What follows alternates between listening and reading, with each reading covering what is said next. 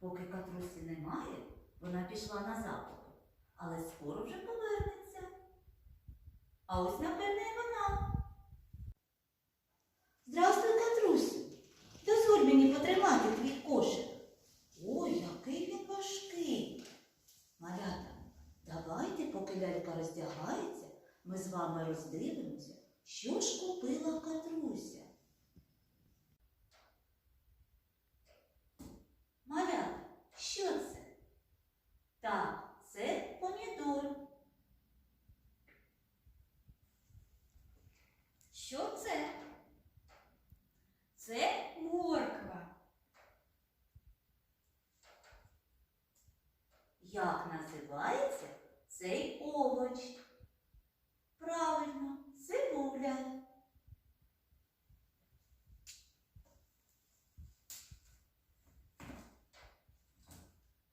Що це? Це перець. А яку назву має цей овоч? Це буряк.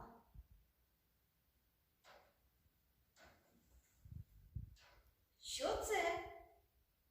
Це картопля.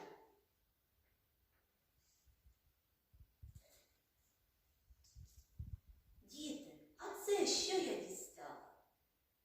Це яблуко.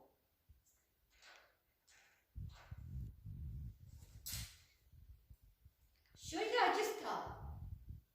Це груша.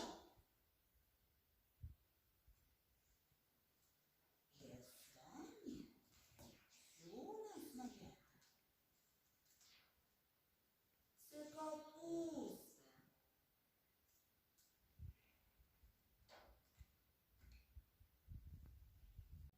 А ось і Катруся. Вона вже перевдяглася, помила ручки і зараз іде на кухню.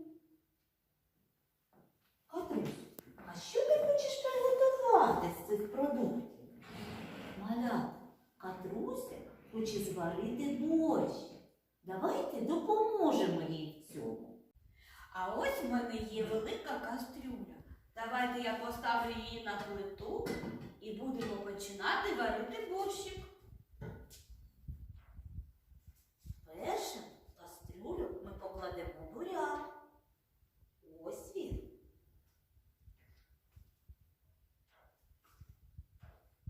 Потім я покладу картоплю. Ось так. А зараз нам потрібна морква. Де вона? Ось морква.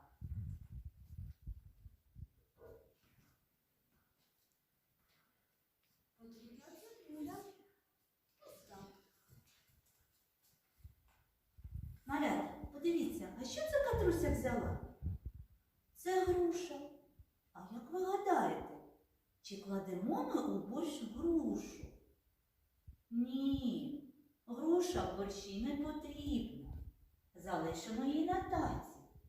Натомість візьмемо помідор. Ось він який червоненький. А потім я візьму капусту. Ось так. І покладу в кастрюльку її.